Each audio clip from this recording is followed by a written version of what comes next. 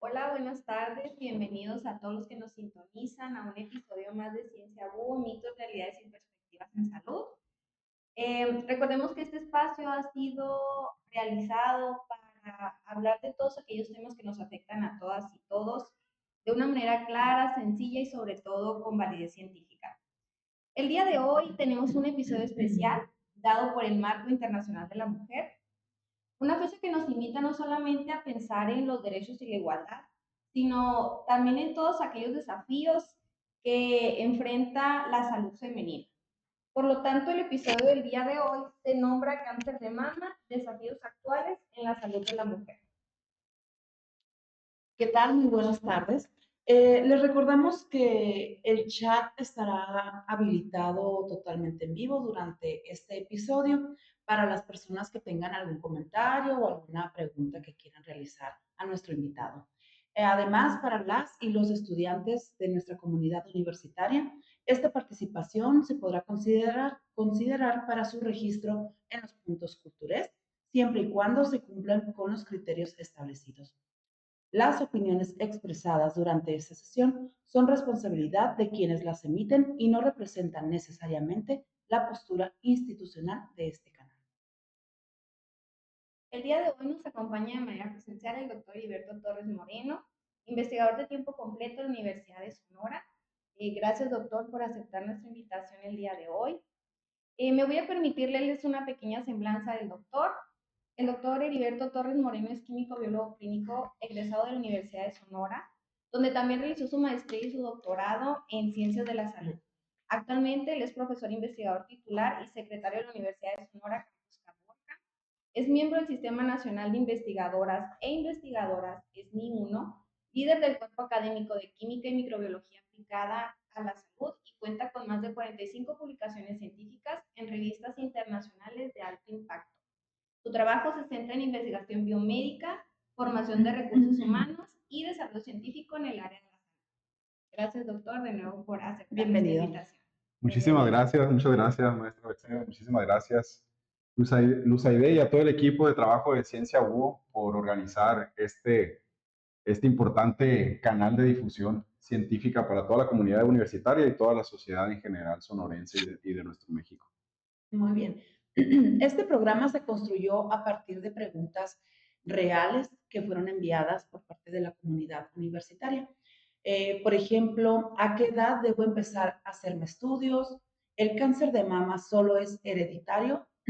Perdón.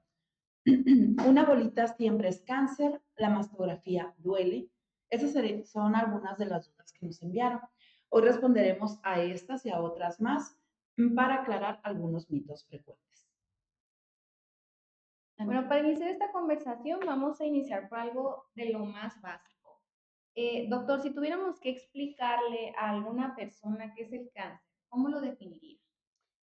Bueno, el cáncer es un conjunto de enfermedades. Todas ellas se caracterizan por la proliferación acelerada de las células que adquieren capacidades de evadir la muerte natural, la muerte celular por apoptosis, y además proliferar más allá de sus límites, como normalmente las células que no son de cáncer lo hacen en nuestro cuerpo.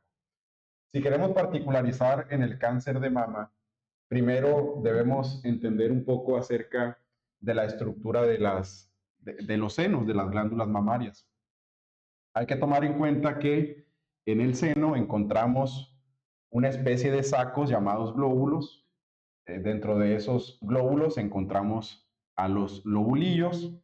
Cada seno tiene alrededor entre 10 y 15 lóbulos. Dentro de esos lóbulos encontramos a los lobulillos y es ahí donde se produce la leche en las glándulas mamarias, ¿no?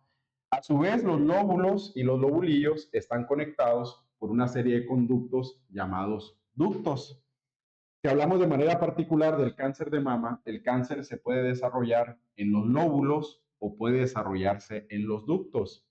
Dependiendo de la zona anatómica donde se desarrolla el cáncer, le llamamos cáncer ductal si el cáncer se desarrolla en los ductos y cáncer lobulillar si el cáncer es desarrollado en los lóbulos. Tenemos otras variantes también del cáncer de mama como lo es el cáncer inflamatorio. Además, de los lóbulos y los lobulillos, en el tejido mamario encontramos otras estructuras llamadas ganglios linfáticos. En los ganglios linfáticos se transporta un fluido corporal llamado linfa. Cuando se genera un tumor en la mama, las células cancerosas pueden migrar hacia esos sitios anatómicos llamados ganglios y entonces obstaculizar el flujo de la linfa, y es entonces cuando se desarrolla el cáncer inflamatorio. Ok, muy bien, doctor. Hablando ya de casos detectados, ¿no? De cáncer, ¿qué tan frecuente es esta detección actualmente? Hablando de números, ¿no? ¿Y qué tan altas son las probabilidades de supervivencia una vez que se le detecta a la persona? Es una pregunta muy interesante, Luz Aide, y justo en estas fechas que celebramos el Día Internacional de la Mujer, tocar estos temas en estos espacios donde estamos brindando, haciendo este ejercicio para brindar información a la sociedad y que puedan conocer aspectos fundamentales, en este caso de esta enfermedad que es el cáncer de mama. Hay que tomar en cuenta que a nivel mundial el cáncer de mama es el tipo de cáncer más comúnmente detectado en la mujer y además es el cáncer más mortal para este sexo. Si esas cifras la trasladamos al panorama de Latinoamérica, también nos encontramos con ese escenario. La Organización Mundial de la Salud reportó para el año 2022 al cáncer de mama como la enfermedad más frecuentemente diagnosticada en la mujer. Asimismo, es la enfermedad más mortal en este sexo. En México también las cifras son similares para el cáncer de mama. Es una de las enfermedades más mortales y más comúnmente diagnosticadas. En ese sentido, el diagnóstico oportuno es importante porque entre más temprano se detecte el cáncer de mama, las pacientes o los pacientes, porque es un tipo de cáncer que también se puede desarrollar en el sexo masculino, en los hombres, entre más temprano se detecte el cáncer, hay más probabilidades de que el paciente en este caso tenga una mayor una mayor supervivencia, ¿no? Ok, muy bien. Pero aún así, el hecho de que una persona reciba este diagnóstico, pues no es, como muchas personas piensan, una sentencia de muerte, ¿no? Podría ser, podría decirse, ¿no? Exacto, exacto, así es. Actualmente, bueno, existen diferentes métodos de diagnóstico. Primero, la autoexploración, que es un ejercicio que las mujeres pueden hacer en casa. Primero, los organismos internacionales, los organismos médicos, recomiendan el autoconocimiento del tejido mamario. Es decir, que la mujer a partir de los 20 años o una vez que inicia su menstruación, pero más específicamente a partir de los 20 años, empiecen a conocer sobre su estructura, su anatomía de los senos, para de esa manera, cuando se hace la autoexploración, que es un ejercicio que la mujer puede hacer frente al espejo para analizar la estructura de los senos y poder detectar alguna normalidad. Tenemos la autoexploración. Hay que tomar en cuenta que la autoexploración es un buen ejercicio, pero esto tiene que después, cuando se detecta alguna anomalía, ser analizado por un médico, donde en la consulta se hace la exploración de los senos, en esa primera exploración clínica que va a tener la mujer. Y a partir de ahí, si se detecta alguna normalidad, existen otros métodos más especializados, como lo es la mastografía. Tenemos, por otro lado, las técnicas donde se utiliza el ultrasonido y la resonancia magnética nuclear.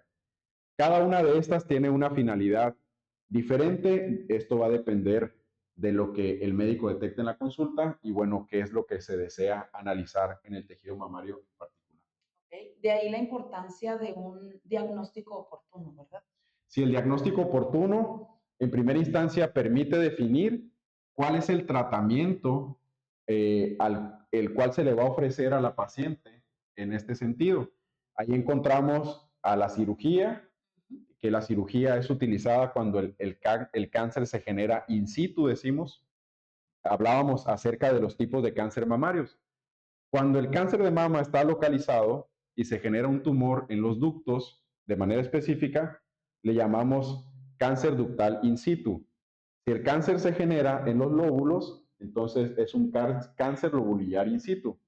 Esto significa que el cáncer está localizado. En este sentido, la cirugía es la terapia más recomendada.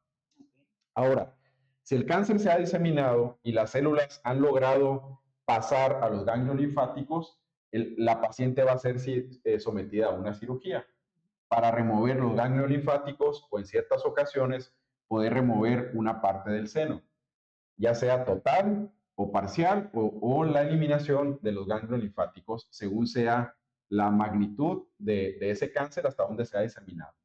Y por otro lado tenemos a la radioterapia, que también puede ser acompañada o no de la cirugía, que esto pues consiste en la utilización de la radiación, de los rayos X, que van dirigidos a las células del tumor, y la radiación entonces causa la muerte de las células del tumor, y además de esto tenemos la quimioterapia y parte del tratamiento más actual, que es la terapia dirigida, ¿no? Ok, muy bien, muchas gracias.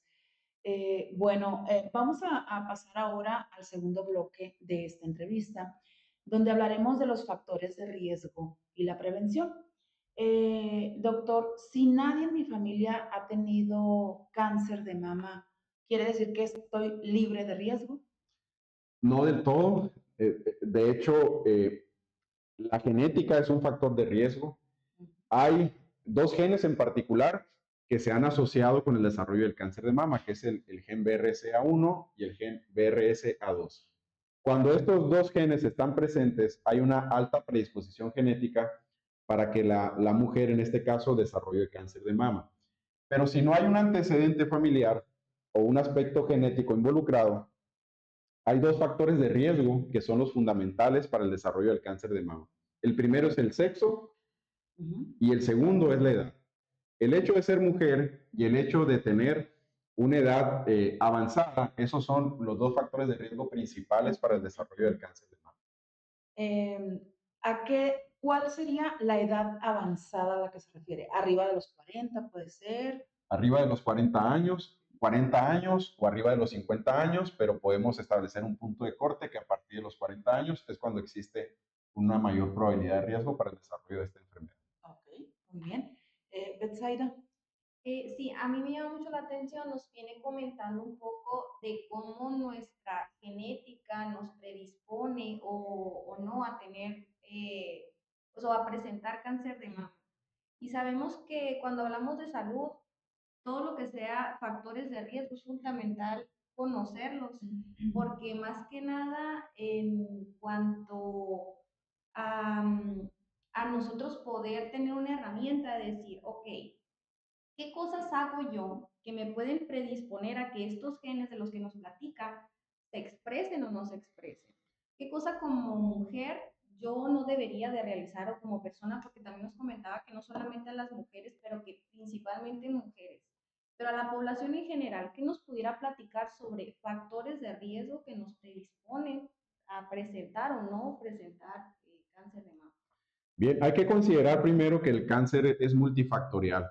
El cáncer de mama en ese sentido también es una enfermedad multifactorial. Podemos hablar entonces de varios factores de riesgo que ya están establecidos.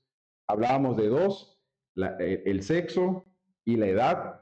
Algunos otros factores de riesgo están relacionados con el embarazarse, ¿verdad? Si la mujer se embaraza a edades más posteriores, eso es un factor de riesgo para poder desarrollar cáncer de mama. No significa que si una mujer se embaraza a los 40 años va a desarrollar cáncer de mama. Es un factor de riesgo, ¿no? Otro factor de riesgo está relacionado con la menstruación. Entre más temprano se inicie la menstruación, hay una mayor probabilidad de que la paciente desarrolle cáncer de mama. Y estos factores normalmente se desarrollan con la exposición que la persona va a tener a los estrógenos, que son un grupo de hormonas.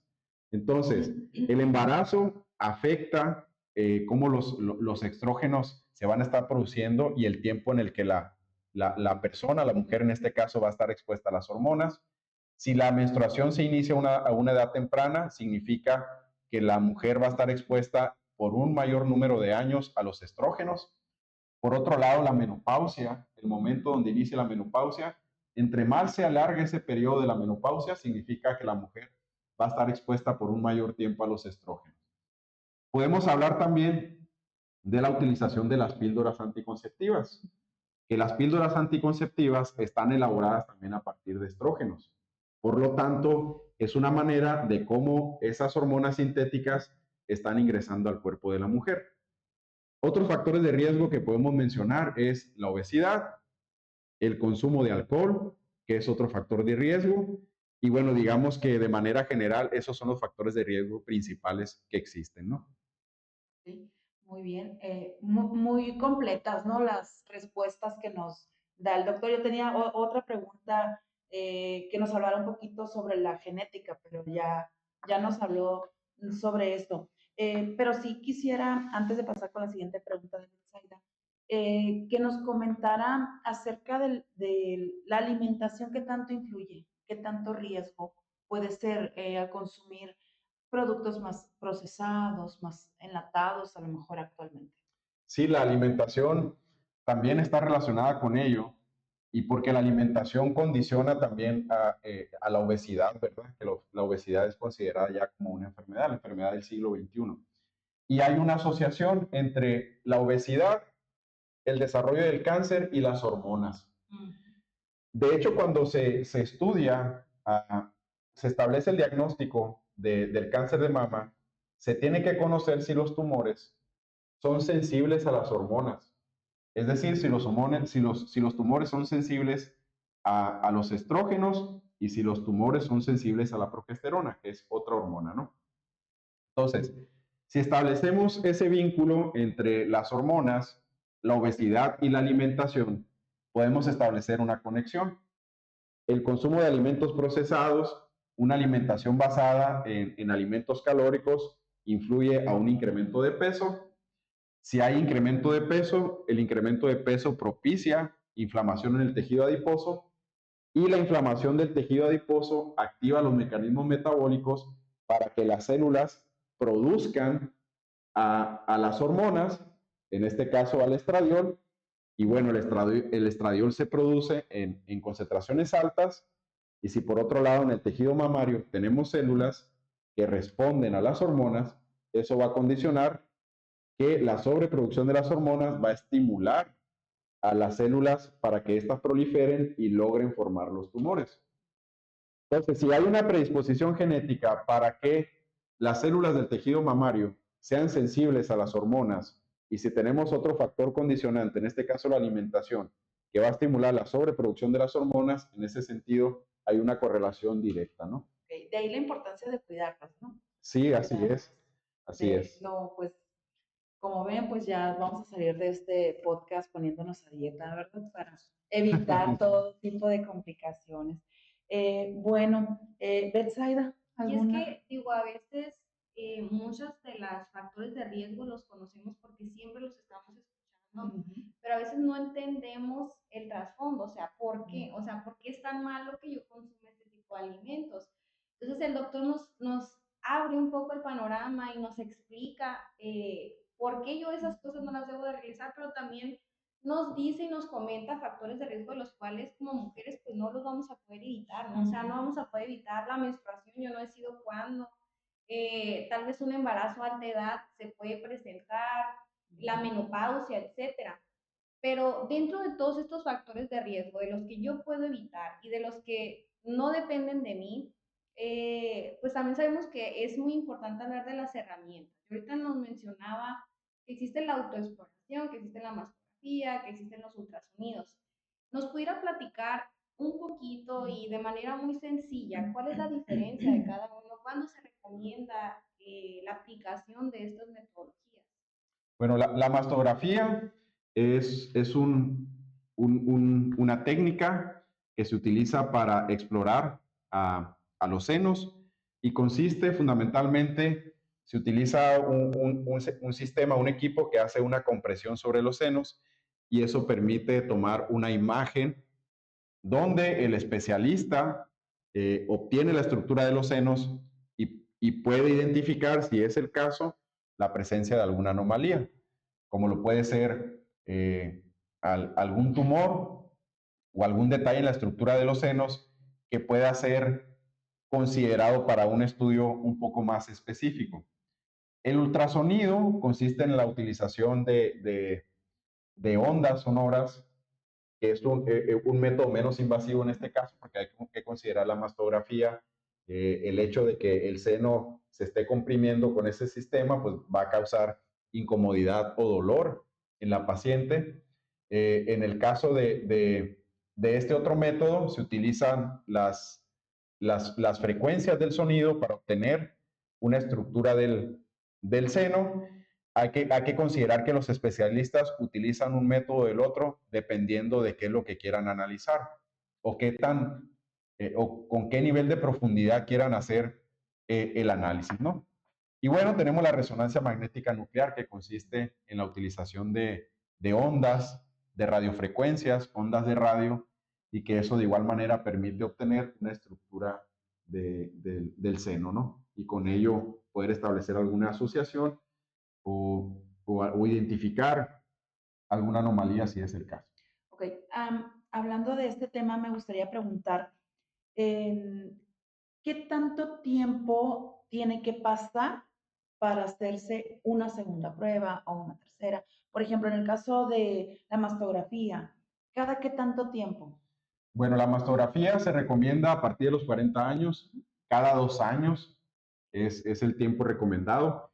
Hay que tomar en cuenta que siempre estas decisiones deben de ser tomadas con la compañía del médico, ¿no? Del especialista. Entonces es recomendable que la mujer en este caso acuda a la consulta para un seguimiento y que sea a través de ese canal como se soliciten los estudios pertinentes, ¿no?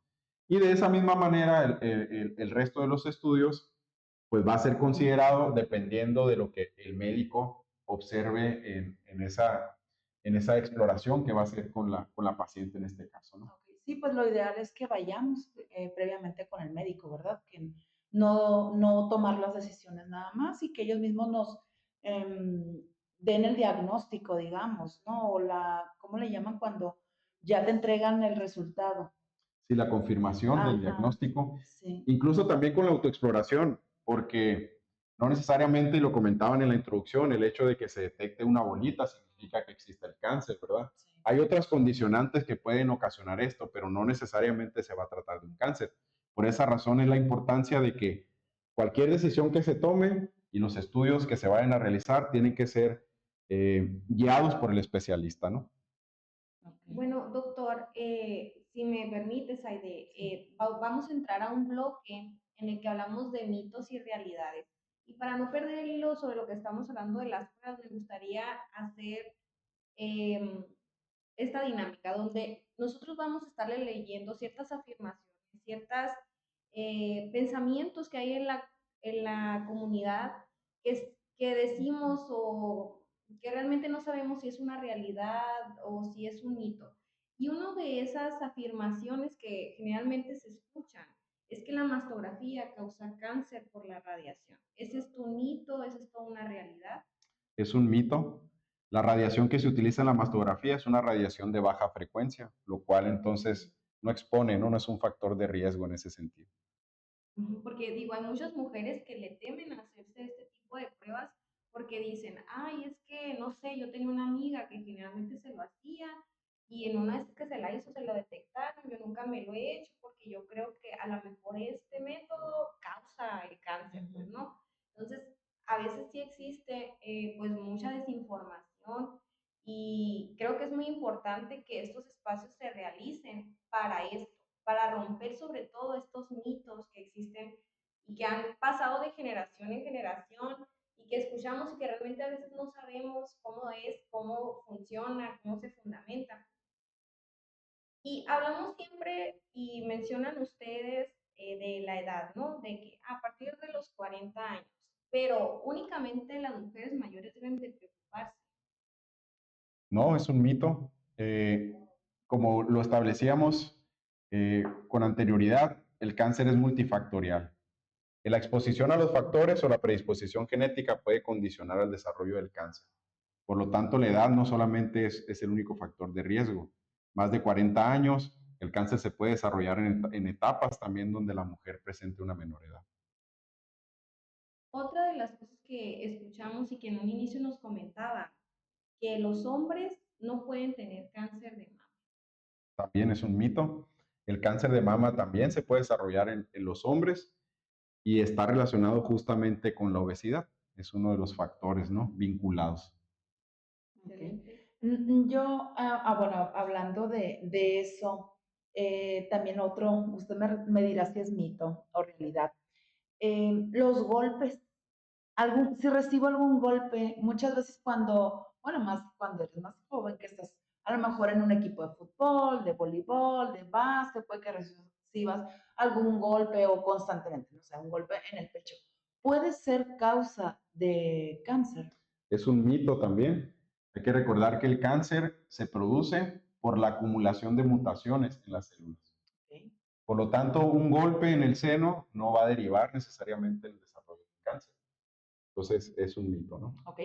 Otra pregunta, a ver si usted qué nos dice. El uso de brasieres ajustados, que es una prenda que usamos pues, la mayoría de las mujeres, pero el usarlos muy ajustados, ¿puede ser causa también? También es un mito. Ok. Si otra vez, nos regresamos a la explicación anterior, básicamente podemos decir lo mismo, ¿no? Cáncer va a derivar de las mutaciones que se presenten en las células. Es más, se refiere más a factores internos, pues, ¿verdad? No tan externos como la prenda que usamos, o no es como una alergia, pues. Exacto, Ahí. así es, Ok. exactamente. Betsaida. Y qué importante, ¿verdad? Porque, bueno, ahorita decimos, estamos en la era de la información la tenemos muy fácil acceso, pero a la vez el tener ese acceso nos hace encontrarnos más con desinformación que con buena información. Confusión, ¿verdad? Ajá. Muchas veces. Porque existen muchísimos comentarios en redes sociales, personas que se titulan como expertos en el tema y que al final pues generan cierta duda en la población como qué cosas puedo hacer, qué cosas no puedo hacer, pero el por qué detrás de las cosas no las sabemos, pues, ¿no? Y empezamos a tener miedos que no deberían de existir. Después de haber aclarado de estas mitos y realidades, creo yo que es importante también saber mm, qué pasa después de. O sea, yo ya tengo, por ejemplo, una lesión sospechosa. Yo digo, una, yo me hice una autoexploración, gracias. ¿Cuál sería el proceso diagnóstico? Ok. El proceso diagnóstico, y también como me gusta comentarlo en la clase con los estudiantes cuando abordamos estos temas, el químico biólogo clínico tiene una participación importante y es multidisciplinario. Si se hace la detección de alguna anomalía en el tejido mamario, se hace la mastografía o el ultrasonido o la resonancia magnética nuclear. Una vez que se detecta que está presente una tumoración en el tejido mamario, lo consiguiente es hacer el análisis de las células a través de una biopsia. ¿Qué significa esto? Los médicos especialistas toman una pequeña porción del tumor. Después, este tumor se analiza en el laboratorio de histología para ahora conocer el cáncer desde un punto de vista genético. Y ahí es donde se analizan si los tumores son positivos para el receptor de estrógenos, son positivos para el receptor de progesterona, y se analiza también otro receptor que se llama HER2, que es el factor de crecimiento epidérmico humano. ¿Y por qué es importante analizar la presencia de estos tres receptores? Porque de esa manera se hace una estratificación del cáncer. Por ejemplo, no es lo mismo hablar de un cáncer que es positivo para los estrógenos o para la progesterona, o un cáncer que es positivo para el receptor HER2, o un cáncer que no expresa ninguno de los receptores. Dependiendo de las características del tumor, de qué receptores son los que exprese, es el tipo de terapia que se va a elegir.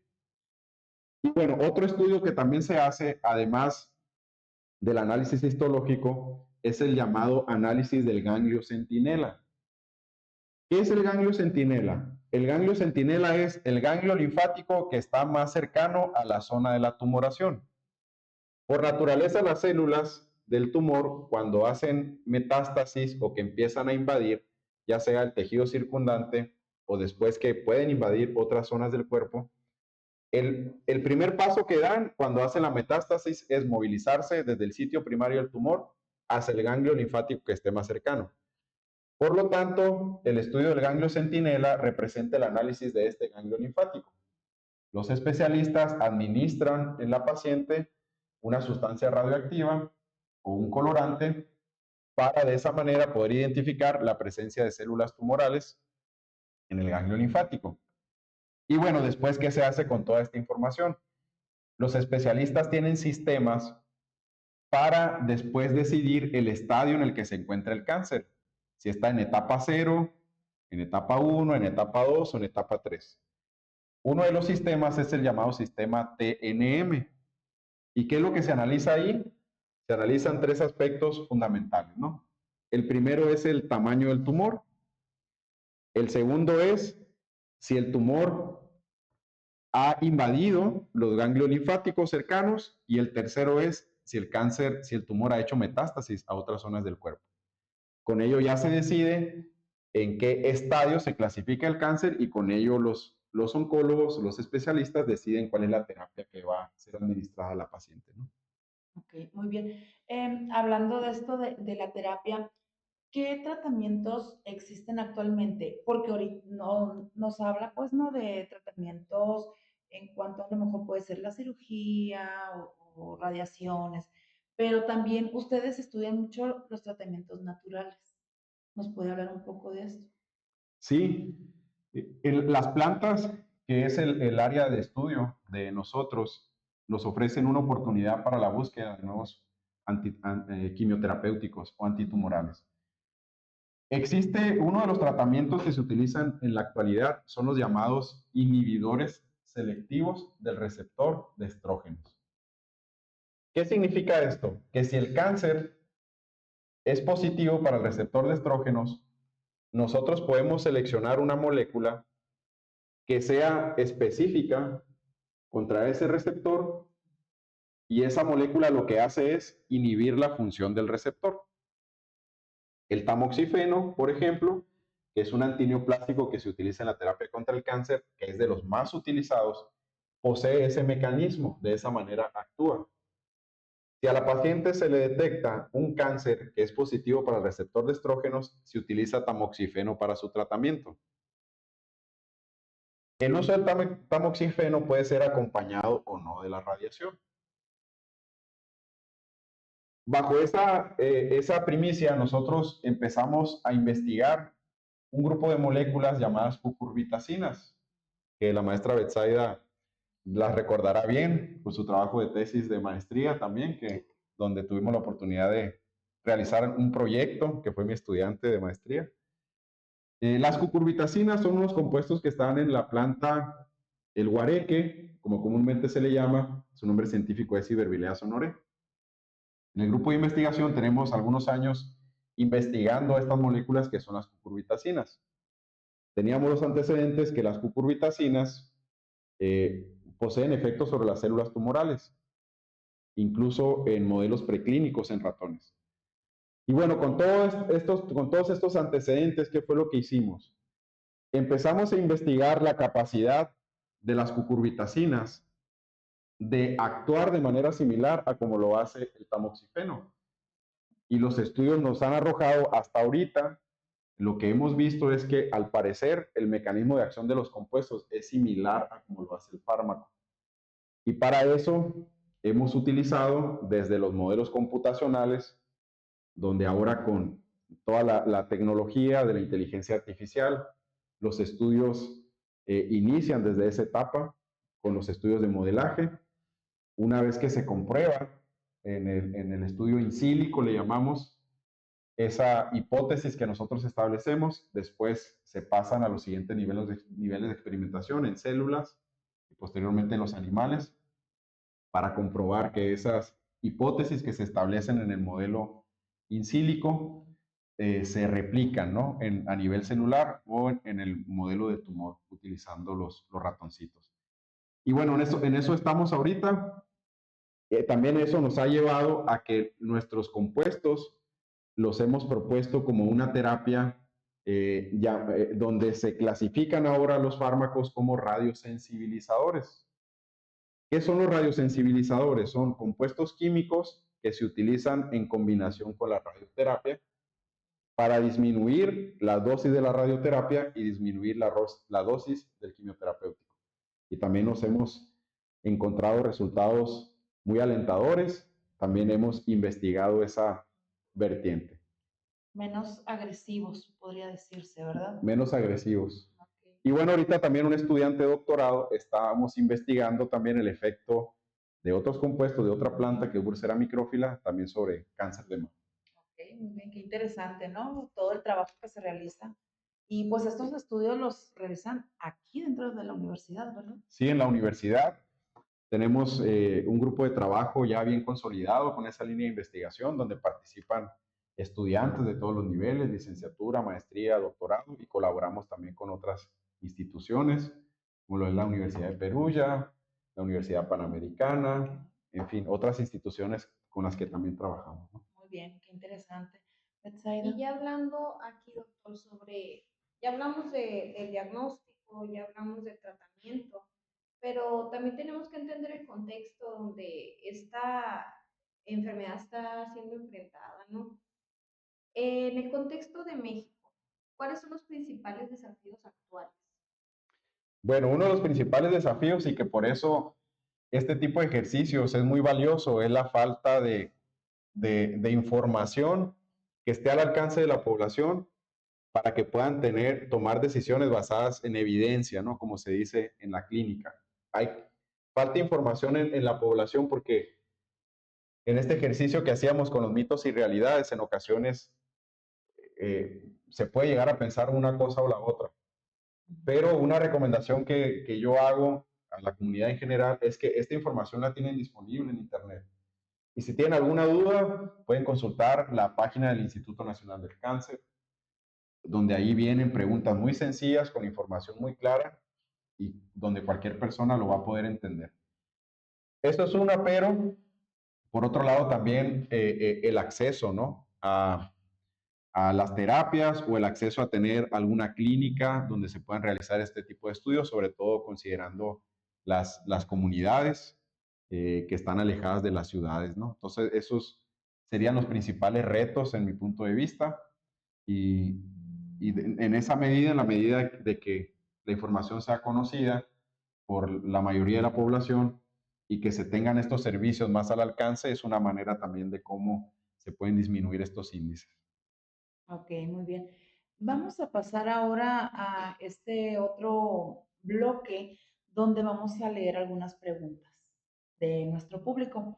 En este momento, pues agradecemos a todas las personas que nos están viendo totalmente en vivo a través pues, de Facebook, y también estamos en YouTube y estará también en Spotify el programa. Tenemos la primera pregunta por parte de Marbrisa Herrera. Dice, tengo una pregunta para el doctor. ¿Hay una edad donde el riesgo de contraer, no sé, es baja o es nula? Hablando, por ejemplo, de una mujer de 70 años.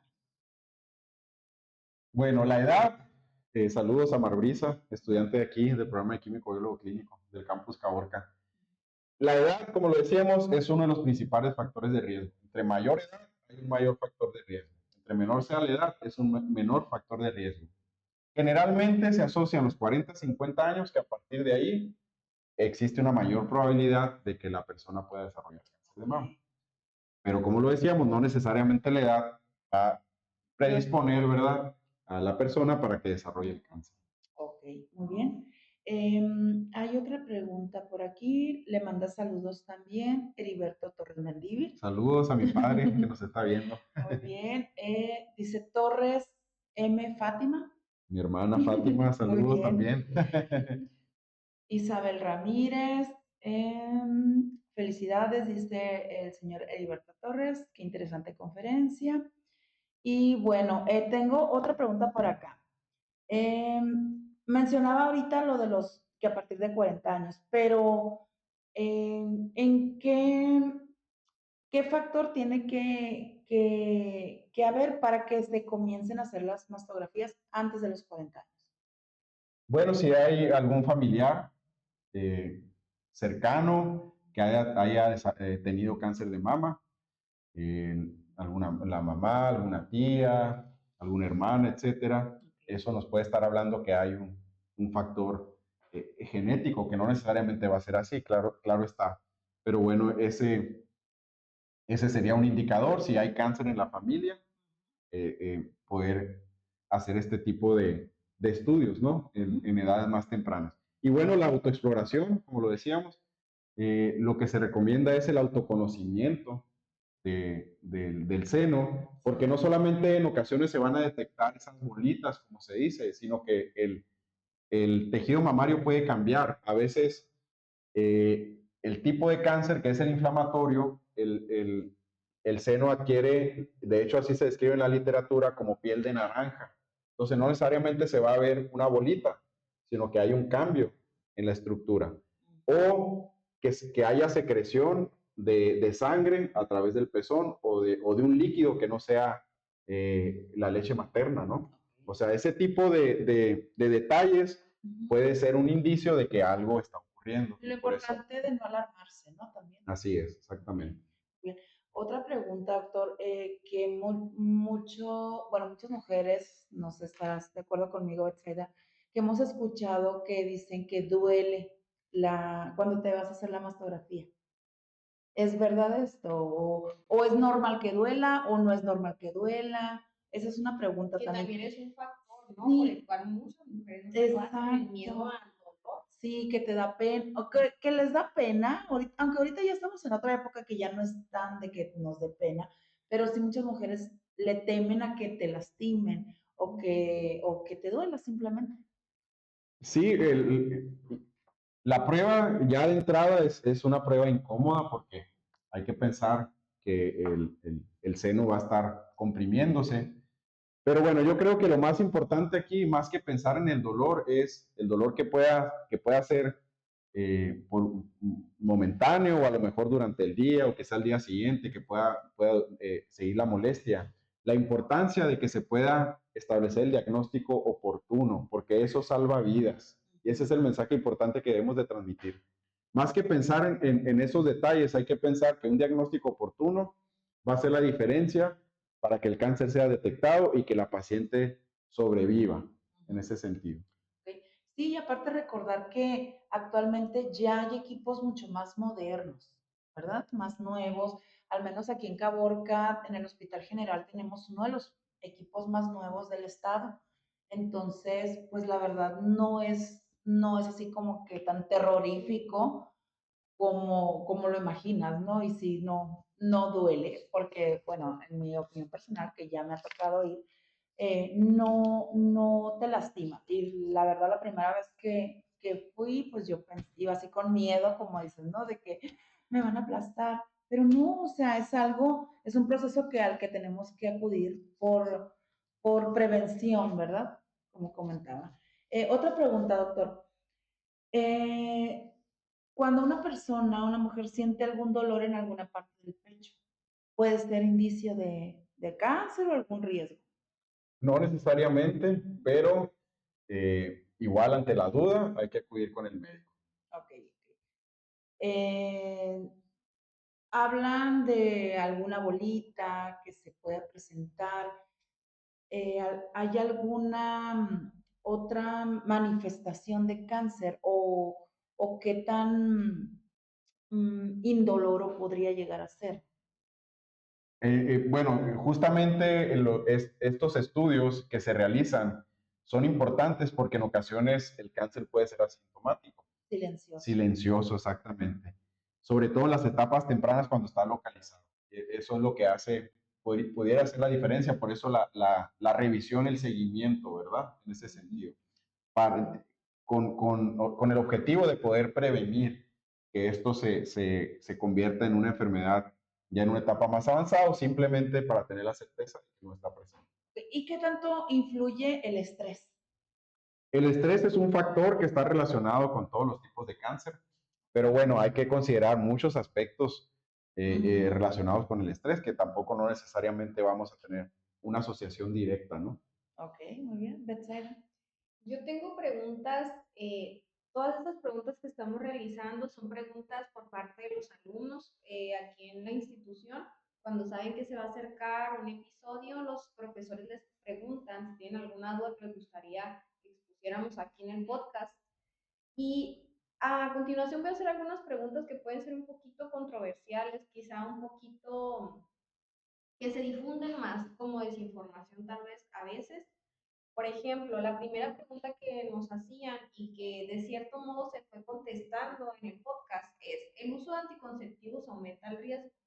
Sí lo aumenta porque es una exposición a los estrógenos, a las hormonas. Y bueno, si hay células sensibles a las hormonas, esto puede propiciar el desarrollo del cáncer, ¿no? Y creo que es importante conocerlo, ¿no? Porque a nivel, como comento, es a nivel universitario donde se realiza y es en la edad donde el uso de este tipo de métodos anticonceptivos se empiezan a implementar y muchas veces no tiene un seguimiento médico. Es por decisión personal, decir, ah, es que una amiga toma este, es que yo supe que este es bueno, es que yo miré en un video. Entonces, conocer que tiene un impacto, ¿no? A futuro y que tiene que tener siempre un acompañamiento médico. Eso es muy, muy importante, que yo creo que es algo que el mensaje debe de ir enfocado en esto, ¿no? Que nos diga el médico qué tanto tiempo también, ¿verdad? Es importante, ¿no? Otra de las preguntas que nos hacen, ¿los desodorantes o antitranspirantes lo provocan? No, no lo provocan. Hay evidencia muy controversial al respecto, de hecho, y sobre todo análisis que se han hecho para establecer un vínculo con el aluminio, ¿verdad? Que es un metal que está relacionado con la inducción de mutaciones, pero la evidencia actual nos dice que la concentración del aluminio que está en los desodorantes o los antitranspirantes, en cualquiera que sea el caso, no es una concentración que esté relacionada con el desarrollo del cáncer.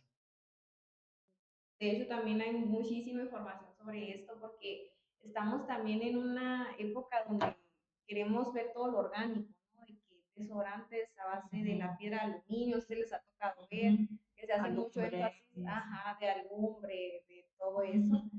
eh, y de cierta manera descalificando, ¿no? El uso de los antitranspirantes con aluminio.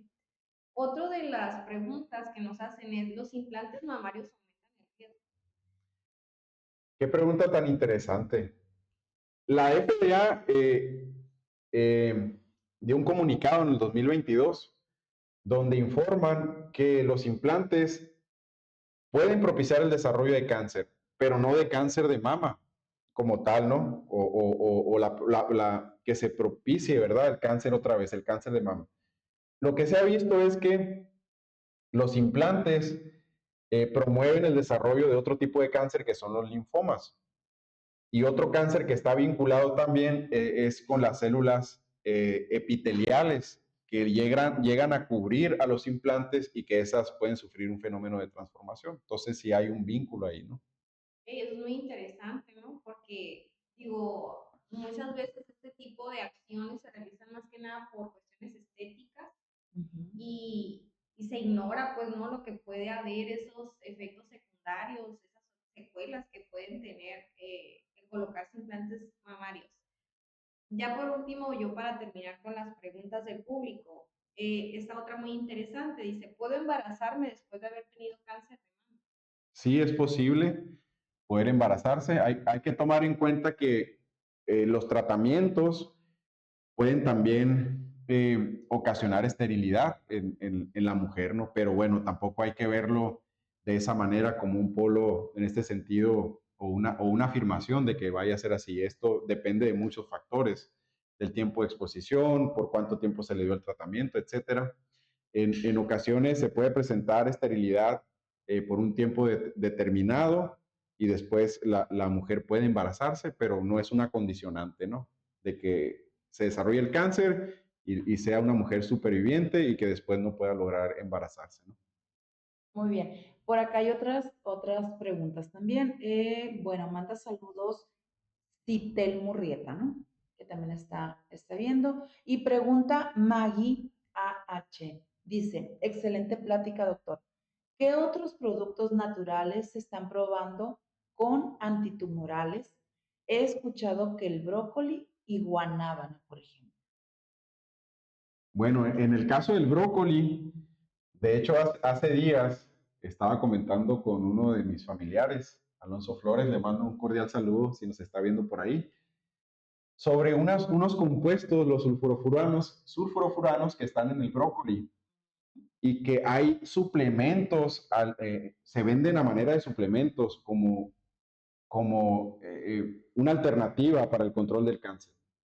Pero hay que tomar en cuenta que esos compuestos, si bien pueden tener un efecto sobre las células de cáncer, no están en una dosis que permitan que si el paciente está enfermo de cáncer, el solo hecho de consumir brócoli, eso nos va a ayudar a que el cáncer se elimine. O por otro lado, si el producto lo venden a manera de suplemento alimenticio como un compuesto solo, y si no está aprobado por las organizaciones respectivas, la FDA en Estados Unidos o la COFEPRIS en México, no tenemos la certeza de que ese producto sea efectivo. Tampoco conocemos la dosis. Y si el paciente además está recibiendo un tratamiento base con otro quimioterapéutico, no es recomendado utilizar este suplemento porque no sabemos qué es lo que pueda ocasionar la combinación de los dos. O sea que faltan estudios. Faltan estudios, exactamente, faltan estudios. La guanábana también es un fruto que se ha investigado contra muchos tipos de cáncer, pero no tenemos la evidencia que nos diga que totalmente el hecho de consumir los frutos nos ayude a sustituir, ¿verdad? Un tratamiento quimioterapéutico. Lo recomendable es siempre apegarse al tratamiento base, ¿no? El tratamiento base Qué siempre. interesante, no nada más, o sea, decir, porque lo vi en internet, pues lo voy a consumir porque puede ser contraproducente, ¿verdad? Exactamente, así es, producen efectos adversos. Y sobre todo pensando en que las personas realmente dicen es natural, no me hace daño. Exacto. Exacto. O sea, creo que hay aquí mucha desinformación sobre los suplementos alimenticios naturales, que como si no pasara absolutamente nada, cuando realmente tienen un impacto porque ingresan a nuestro organismo, ¿no? Y son procesados por nuestro organismo. Y eso también es muy interesante y muy importante de analizar. Sí, cuando se analizan los fármacos, hay un aspecto que se estudia que es la farmacocinética.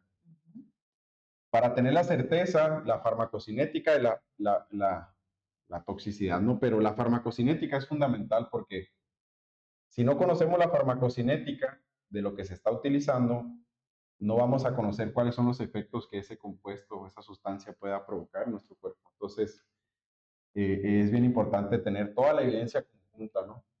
Muy bien. Hay una pregunta más. Dice Salvador Contreras Huerta. A partir de la mastografía, ¿se puede sugerir como estudio complementario la biopsia líquida? La biopsia líquida, no, lo más recomendable es la biopsia del tumor, porque se van a analizar de esta manera, de forma específica, las células del tumor. Esto este ya caso, hablando, ¿no? Cuando hay un cáncer detectado, ¿verdad? Un cáncer detectado. Así es. Ok, muy bien. Bueno, parece que tenemos otro comentario. Dice Mía Luján, excelente plática, buenas tardes. Una pregunta, si hay antecedentes de cáncer de mama en mi familia y si no se ha presentado en la madre, ¿hay mayor posibilidad que lo presente la hija? A ver, si se ha presentado en la familia, pero no en la Pero madre. no la mamá, la hija pudiera tener. Por ejemplo, a lo mejor la abuela o una tía. Sí, no podemos saber con certeza en este sentido solamente con esa información. Hay que recordar, de hecho es una estudiante también de nuestra licenciatura, los genes son dominantes o recesivos y tienen diferentes mecanismos de transmisión. Si son autosómicos o si son, bueno, hay diferentes tipos de mecanismos de transmisión de los genes, pero no necesariamente, ¿no? Debemos de tener un panorama más completo en este sentido, pero si hay un familiar que ya haya sufrido cáncer, pues lo más recomendable es hacerse los estudios pertinentes para evitar, ¿verdad? O tener una detección oportuna o simplemente tener la certeza de que la enfermedad no está presente. Ok, muy bien. Bueno, vamos a pasar ahora al cierre de este programa un poquito, ¿no? Antes de despedirnos y sobre unos mensajes clave. Ya nos hablaba acerca de algunos estudios que están realizando ustedes, ¿no? Como investigadores de la Universidad de Sonora. ¿Nos podría o qué nos faltó comentarle a nuestro público sobre el enfoque de sus investigaciones en relación al cáncer de mama, el trabajo que están haciendo? Bueno, nosotros en el grupo, de hecho, es una de las líneas de investigación que más me gusta, cabe señalar, que más disfruto, porque el tema del cáncer es el tema que más me gusta, de los Que le temas que me apasiona. apasiona exactamente. Y nosotros ahorita estamos en esa etapa del estudio de los mecanismos de acción, de cómo los compuestos actúan, en el caso del guareque, de Ibervilea sonore, para, por una parte, ver si funcionan como inhibidores del receptor estrógeno o que puedan ser usados en otro tipo de cáncer, como lo es el triple negativo, que no expresa receptores. Y por otro lado, con la otra planta, Bursera micrófila, también nos motiva mucho esta investigación, que ahí vamos un poco más en las fases iniciales, pero los resultados preliminares nos dicen que hay por ahí algunas cosas de interés donde tenemos que identificar los compuestos activos, pero hemos probado hasta este momento los extractos y tenemos algunos compuestos identificados, pero nos falta profundizar un poco más a detalle. En el caso de Ibervilea, ahí sí tenemos una descripción mucho más amplia que hemos realizado ya desde unos años hacia acá, y en esa etapa es en la que estamos. Ok, muy bien. Bueno, pues estamos llegando ya al final de esta valiosa participación, de esta plática tan interesante y además es una fecha muy significativa. Doctor, ¿tiene algún mensaje para todas aquellas mujeres que nos están viendo a través de las transmisiones? Sí, me uno a las felicitaciones por el Día Internacional de la Mujer. Aquí en la Universidad de Sonora, Campus Caborca, hemos tenido actividades relacionadas con esta celebración, donde es una fecha que nos invita a la reflexión del papel que ha tenido la mujer en nuestra sociedad a lo largo de la historia, y que es valioso reconocerse. Y qué más que este podcast compartirlo con dos mujeres, ¿verdad? De poder tener esta amena conversación. Y que nos llevemos ese mensaje. En la ciencia, la mujer ha tenido una participación muy valiosa a lo largo de la historia. La mujer ha tenido también participación social, política, y es importante que en esta época en la que estamos, todos esos temas que hablamos de la igualdad, de la equidad, que cada vez la sociedad sea partícipe, ¿no? De todo esto. Y no me resta más que felicitarlas, enviarle un saludo, un abrazo a mi esposa, a mi madre y a todas las mujeres de mi familia. Ok, muchas gracias. Bueno, pues en esta plática, ¿no? En este podcast, este episodio, pues antes de irnos, yo creo que nos queda muy en claro que hablar de cáncer no es alarmar, es informar. Entonces, ese es uno de los objetivos por el cual en esta tarde nuestro invitado fue el doctor Heriberto. Otra idea sería que la detección oportuna salva vidas, como ya lo había mencionado, y la educación en salud es una herramienta de empoderamiento. Betsaida. Pues no me queda más que agradecer al doctor Heriberto por acompañarnos en este episodio especial. Gracias a todas aquellas personas que nos siguieron a través de las distintas transmisiones que se estuvieron haciendo en vivo. Esto fue Ciencia Búho. Nos escuchamos en el próximo episodio. Gracias. Gracias.